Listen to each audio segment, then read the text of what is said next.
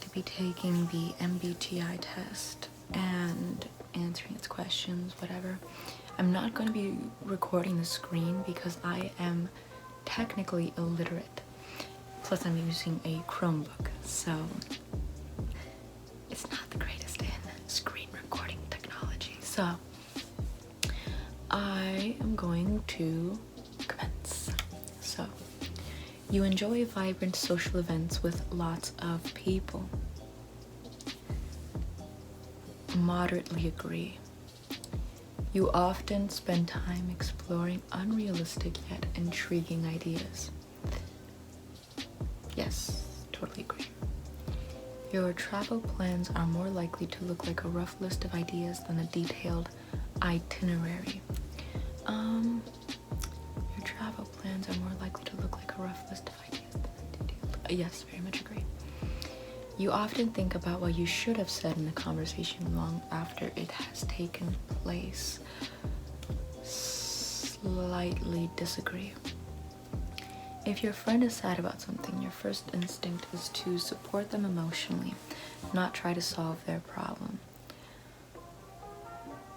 My concern typically focuses on offering resolutions to whatever concern they're having if it's asked for, only because, for example, if a fire hydrant is broken, it'll keep spewing out water, and no matter many times you just like mop up the water, there's still going to be more and more.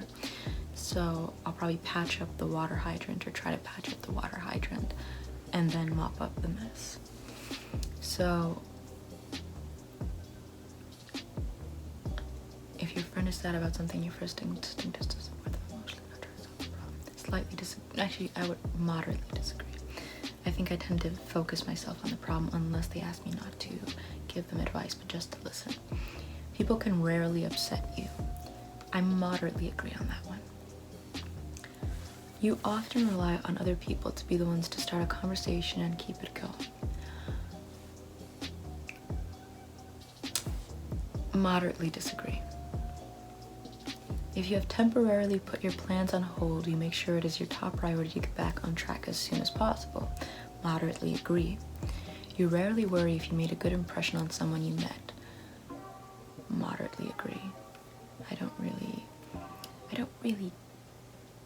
it's not my top priority to think about what so-and-so thought of my character. It would be a challenge for you to spend the whole weekend all by yourself without feeling bored. That I disagree. It is, to spend the whole weekend all by without, highly disagree. You are more of a detail-oriented than a big picture person. Yes, I am more detail-oriented. But I would slightly agree. I'm gonna have to slightly agree on that one. You are very affectionate with people you care about. Moderately agree. You have a careful and methodical approach to life. Strongly agree. Actually, I would moderately agree. You are still bothered by the mistakes you made a long time ago. Slightly disagree. I've resolved that. At parties and similar events, you can mostly be found farther away from the action. Moderately agree. You often find it difficult to relate to people who let their emotions guide them. I would have to slightly disagree, only because if someone crosses a line on an emotional scale that I don't feel comfortable with, I won't engage. But if they are more on the cold and reserved side, there wouldn't even be anything to engage about or over. So I would have to slightly disagree. When looking for a movie to watch, you can spend ages browsing the catalog. Slightly disagree. I get a little bit annoyed when we spend like 10 minutes looking for a movie.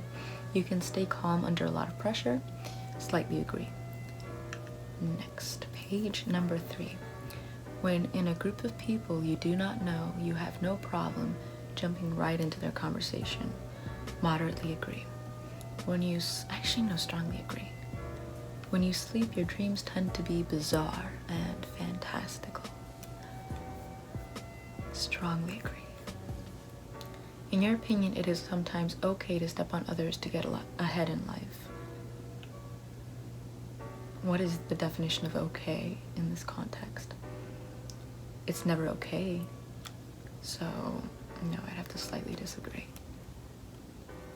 In some contexts, it perhaps could be necessary, but it's never okay. You are dedicated and focused on your goals, only rarely getting sidetracked. Yes, moderately agree. Actually, no, slightly agree. If you make a mistake, you tend to start doubting yourselves, your abilities, or your knowledge. Moderately disagree. When at a social event, you rarely try to introduce yourself to new people and mostly talk to the ones you already know. I'd have to moderately disagree on that one. It's a mix of both. You usually lose interest in a discussion when it gets philosophical. Strongly disagree. That's when you completely earn or gain. You would never let yourself cry in front of others. Moderately disagree. I'm not scared to show feelings. You feel more drawn to places with a bustling and busy atmosphere than to more quiet and intimate ones. Strongly disagree. Oh my god. You like discussing different views and theories on what the world could look like in the future. Strongly agree. When it comes to making life-changing choices, you mostly listen to your heart rather than your head. Neutral. I'm gonna be neutral on that one. I'm very balanced in both faculties. You cannot imagine yourself dedicating your life to the study of something that you cannot see, touch, or experience.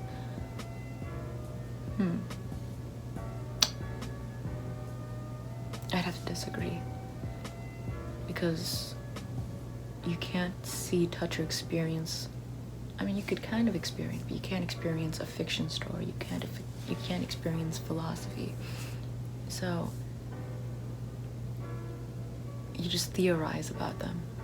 And I'm assuming that that's what this is directing itself towards, because there really is nothing else that could qualify. I mean, if it's literally nothing you can see, touch, or experience, I mean, you can't see or touch music. So no, yeah, I have to moderately disagree on that one. You usually prefer to get your revenge rather than forgive. Yes, no, I'm just kidding. Moderately disagree. You often make decisions, you usually prefer to moderately disagree. I'd much rather be a forgiving type than a vengeful type. You often make decisions on a whim.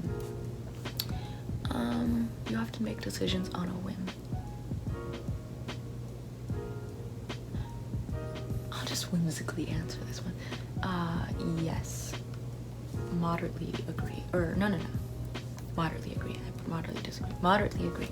The time you spend by yourself often ends up being more interesting and satisfying than the time you spend with other people. Strongly disagree. I mean, no. Moderately disagree. I've formed my most interesting experiences with others. I have interesting experiences on my own, but I've experienced them with others. But the big bulk of it is with others. You often put special effort into interpreting the real meaning or the message of a song or a movie. Yes, stop calling me out. Moderately agree. You always know exactly what you want.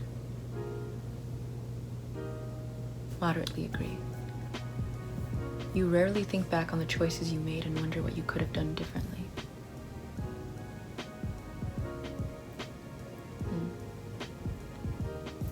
No, never seriously considered it. I'm very slightly agree. I don't really linger. When in a public space, you usually stick to quieter and less crowded areas. Strongly agree. You tend to focus on present realities than future possibilities. Moderately agree. You often have a hard time understanding other people's feelings. Strongly disagree. When starting to work on a project, you prefer to make as many decisions upfront as possible. Yes, moderately agree.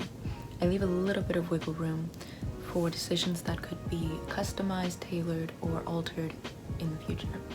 When you know someone thinks highly of you, you also wonder how long it will be until they become disappointed in you. Strongly disagree. I just assume they're always going to be proud of me.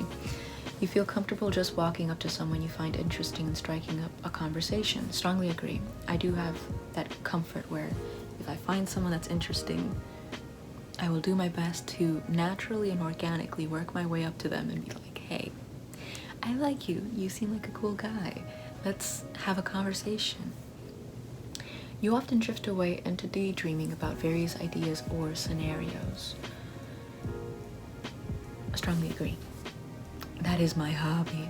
You look after yourself first and others come in second. Moderately disagree. But who's others? Slightly disagree. Even when you have planned a particular daily routine, you usually just end up doing what you feel like at any given moment. Oh, yeah. Strongly agree. Your mood can change very quickly. Strongly disagree. Moderately disagree. You often contemplate the reasons for human existence or the meaning of life. Strongly disagree. I don't care. You often talk about your own feelings and emotions. Oh, strongly agree. I do very much care. You have got detailed education or career development plans stretching several years into the future. Strongly agree. You rarely dwell on your regrets. Moderately agree. Spending time in a dynamic atmosphere with lots of people around quickly makes you feel drained and in need of a getaway. In dynamic atmosphere with lots of people. It really just depends on what are the energies and vibes being thrown out there. If it's something that is far more superficial, beauty pageantry, it feels like a popularity contest, no one is really being vulnerable or philosophical or interesting, then they lose my intention and it feels like a drain having to reach this shallow end of myself to try and placate whatever comfort this person has, which granted, if that's their comfort, that's fine, I'll try to accommodate, but it drains me. While if I'm with people who are vulnerable, philosophical, or whatever, and genuine and authentic, I tend to actually get riveted and energized by it. So, spending time in a dynamic atmosphere, I would say slightly agree. You see yourself as more of a realist than a visionary. I moderately agree. You find it easy to empathize with a person who has gone through something you never have. Yes. Moderately agree. Your personal work style is closer to spontaneous bursts of energy than to organized and consistent efforts. That's a moderately agree, but it should really be strongly agree. But I'm going to give myself a little bit of leeway there. Your emotions control you more than you control them. Strongly disagree. My emotions are my bitch. After a long and exhausting week, a fun party is what you need. Not necessarily a party, but a gathering is nice. So, yeah, strongly agree. You frequently find yourself wondering how technological advancement could change everyday life. That is something that I do think about a lot. Moderately agree. You always consider how your actions might affect other people before doing something. I agree, yes. I moderately agree. In fact, I might strongly agree. You still honor the commitments you have made even if you have a change of heart. It really depends on the commitments. But there's some times where I'm like, sorry, change of heart. No. I'm gonna have to moderately disagree. I don't honor it if I have a change of heart. I'm like, listen, let me explain it to you. You annoy me now. I don't want to hang out with you anymore. I'm sorry. You rarely feel insecure. Oh yeah, strongly agree. Now, for the big moment, the big reveal. I actually don't know what my MBTI type is. I took this test a couple of years ago. Yeah, a couple of years ago. It's been a while. And the last time I got it, I got INTJ several times. But I'm very curious to see what I have now because there has been some character development there. So let's see. See results, just a moment. It's loading. Oh wow. Okay, that's interesting. Okay. Okay. So, between extroverted and introverted, I am extroverted by 57%. So it's somewhere in the middle, but there is a slight preference for extroversion. Between intuitive and observant, which is someone who thinks kind of profoundly, theorizes, while someone else who's observant is more like on surface level, just kind of observes their surroundings and just takes it for what it is. I am intuitive by a significant margin, 63% intuitive versus 37% observant. So the first one is the trait. This trait determines how we interact with our environments. So I interact with my environment as opposed to kind of withdrawing from it. And the trait between intuitive and observant is a trait that shows how my mental energy is directed. So I tend to pour a lot of my mental energy into theorizing and thinking deeply as opposed to just accepting my environment. My nature. This trait determines how we make decisions and cope with our emotions. Apparently, even though I consider myself to be a rational person, I am 74% feeling over 26% thinking. So there is a significant margin of preference over feeling than there is for thinking. And then the last one, which is almost like right down the middle, is tactics. And this trait reflects our approach to work, planning, and decision making. And I am 49% prospecting, which is that you take a bunch of options or a bunch of possibilities and then you just bring it down to one, versus judging, which is when you have one possibility and you kind of expand out and you come up with multiple, as far as I can kind of sum it up to be. And I am by 1% in preference for judging. I tend to start off with an idea and expand. So, and my identity, this trait underpins all others, showing how confident we are in our abilities and decisions. My identity, the thing that distinguishes me between assertiveness and turbulent, which is assertiveness is someone who's very secure of their decisions and someone who's very just understands what they're doing and is very secure, as opposed to turbulent, which is a little more, the name kind of gives it away, they're a little more just like uneasy, insecure, they're a little more insecure about decisions and their identity. I am 82% assertive. So, in summary, my MBTI type is the protagonist, and it is ENFJ, assertive. So, let's see. Let's start reading my personality. No thanks, I don't want you to email it to me. So, let's see.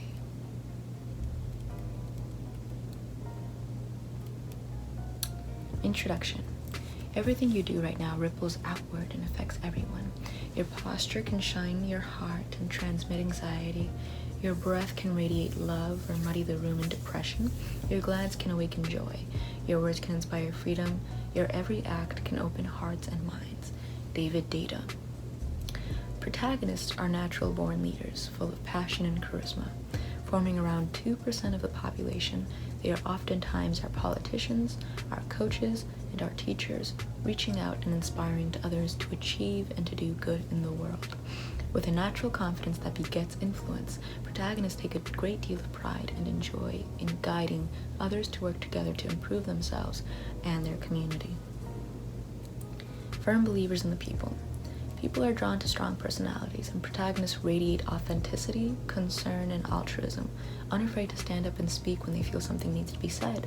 They find it natural and easy to communicate with others, especially in person, and their intuitive trait helps the people with the protagonist personality type to reach every mind, be it through facts and logic or raw emotion.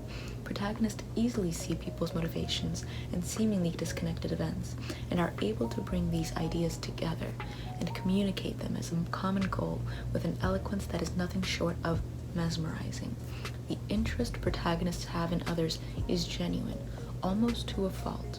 When they believe in someone, they can become too involved in the other person's problems, place too much trust in them. Luckily, this trait tends to be a self-fulfilling prophecy, as protagonists' altruism and authenticity inspire those they care about to become better themselves. But if they aren't careful, they can overextend their optimism, sometimes pushing others further than they're ready or willing to go. Protagonists are vulnerable to another snare as well. They have a tremendous capacity for reflecting on and analyzing their own feelings, but if they get too caught up in another person's plight, they can develop a sort of emotional hypochondria, seeing other people's problems in themselves, trying to fix something in themselves that isn't wrong. If they get to a point where they are held back by limitations someone else is experiencing, it can hinder protagonists' ability to see past the dilemma and be of any help at all. When this happens, it's important for protagonists to pull back and use that self-reflection to distinguish between what they really feel and what is a separate issue that needs to be looked at from another perspective. The struggle ought not to deter us from the support of a cause we believe to be just. Protagonists are genuine, caring people who talk the talk, walk the walk, and nothing makes them happier than leading the charge, uniting and motivating their team with an infectious enthusiasm. People with the protagonist personality type are passionate altruists, sometimes even to a fault, and they are unlikely to be afraid to change, take the slings and arrows while standing up for the people and ideas they believe in. It is no wonder that many famous protagonists are cultural or political icons. This personality type wants to lead the way to a brighter future, whether it's by leading a nation to prosperity or leading their little league softball team to a hard-fought victory. Some protagonists that are famous are Barack Obama, Oprah Winfrey, John Cusack, Ben Affleck, Malala Yousafzai, I can't pronounce the last name, Sean Connery, Jennifer Lawrence, Maya Angelou, Daenerys Targaryen, Morpheus, Elizabeth Bennet, excuse me, the Oracle in the Matrix, Skylar White, Laurel Lance, Isabel Crowley, Celie Booth. I'm gonna go and look up other celebrities to see if I can make myself feel better from the fact that I just got compared to so many people that I did not like sometimes. Skylar White! I mean, granted, Walter White was also horrible, but like, Skylar. Let's see.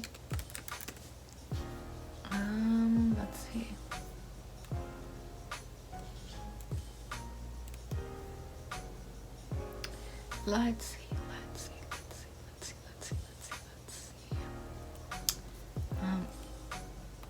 Okay.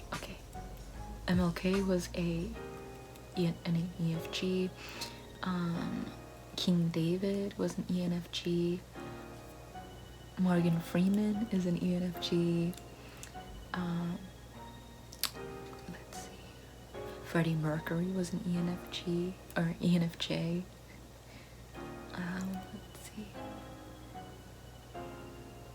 Writers. Maya Angelou. Let's see. Psychologists. Fictional characters. Marjorie Terrell is an ENFJ. But Elizabeth Bennet, though. Oh, and Amy March from Little Women is an ENFJ.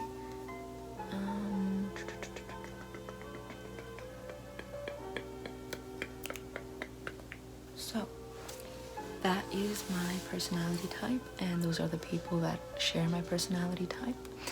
And I hope you guys enjoyed the video and are now